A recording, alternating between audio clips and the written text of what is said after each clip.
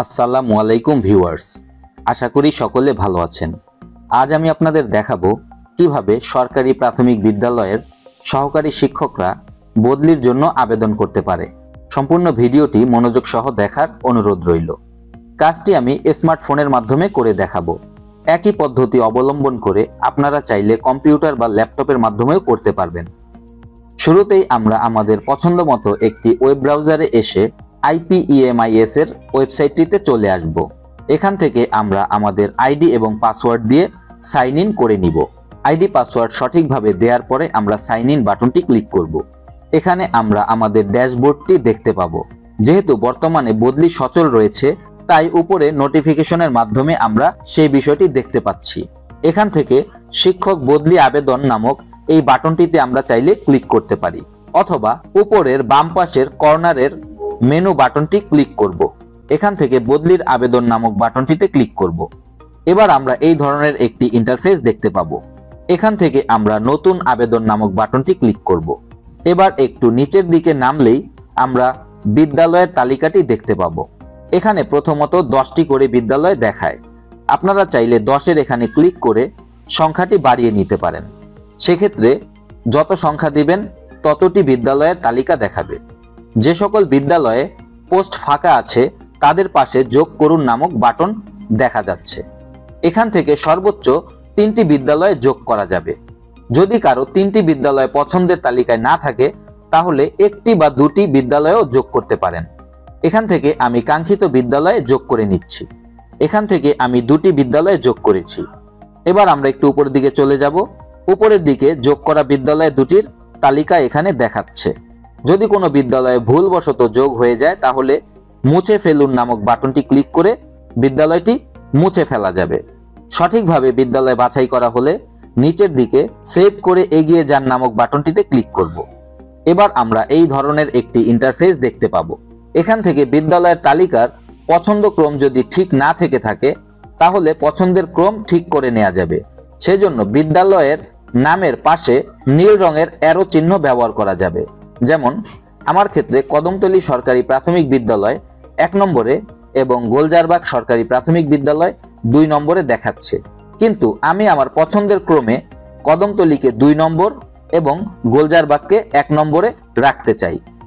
সেক্ষেত্রে কদমতলীর পাশে যে নীল রঙের অ্যারোটি নিচের দিকে দেখাচ্ছে সেটিতে ক্লিক করব।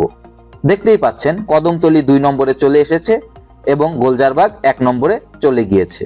এভাবে আপনারা চাইলে পছন্দের ক্রমটি উপর নিচ করে ঠিক করে নিতে পারবেন। বাকি সব ঠিক থাকলে বদলির কারণ নির্বাচন করতে হবে। এখানে কারণ হিসেবে 3টি কারণ রয়েছে: বিধবা বা তালাকপ্রাপ্ত নারী শিক্ষক, প্রতিবন্ধিতা, স্থায়ী ঠিকানা হতে কর্মরত বিদ্যালয়ের দূরত্ব।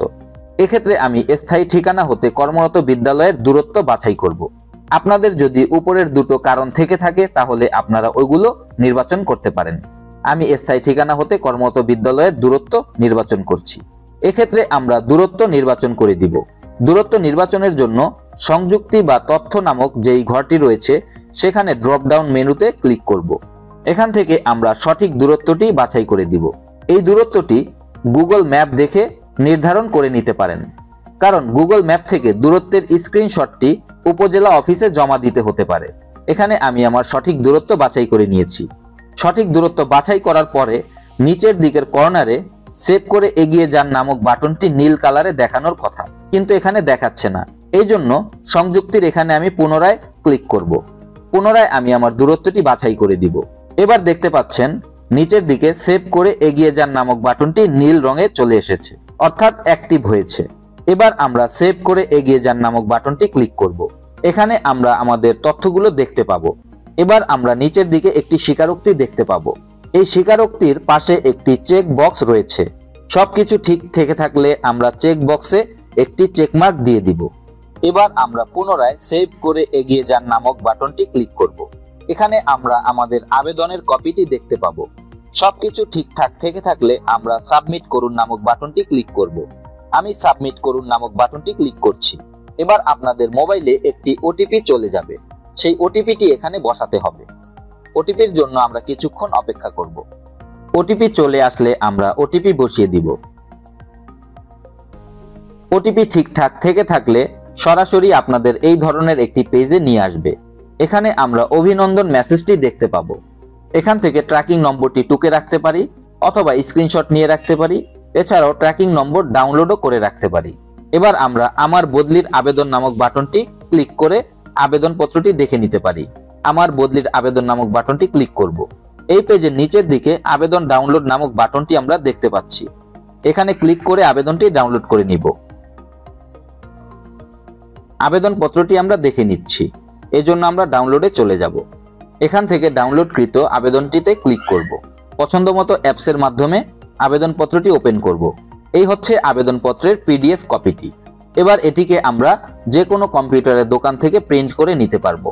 প্রধান শিক্ষকের অনুমোদনের পূর্বে আপনারা চাইলে এই আবেদনটিকে আপডেট করতে পারবেন। সেজন্য আপনারা আপডেট করুন নামক বাটনটি ব্যবহার করতে পারেন। এভাবে সরকারি প্রাথমিক বিদ্যালয়ের যে কোনো শিক্ষক ঘরে বসে নিজের স্মার্টফোন অথবা ল্যাপটপ অথবা কম্পিউটার ব্যবহার করে নিজের বদলির আবেদন নিজেই করতে পারেন। এবার আপনারা আপনাদের আবেদনের হার্ড কপি উপজেলায় গিয়ে জমা দিয়ে আসতে পারেন। আশা করি ভিডিওটি আপনাদের ভালো লেগেছে। যদি ভালো লেগে থাকে তাহলে অবশ্যই চ্যানেলটি সাবস্ক্রাইব করবেন, ভিডিওতে একটি লাইক দিবেন এবং ভিডিওটি শেয়ার করে দিবেন। পরবর্তীতে দেখা হবে আরো নতুন ও শিক্ষণীয় কিছু নিয়ে। সে পর্যন্ত ভালো থাকবেন, সুস্থ থাকবেন, সেই শুভকামনায় আমি সাকিব জুবায়ের আজকের মতো বিদায় নিচ্ছি। আল্লাহ হাফেজ। আসসালামু আলাইকুম।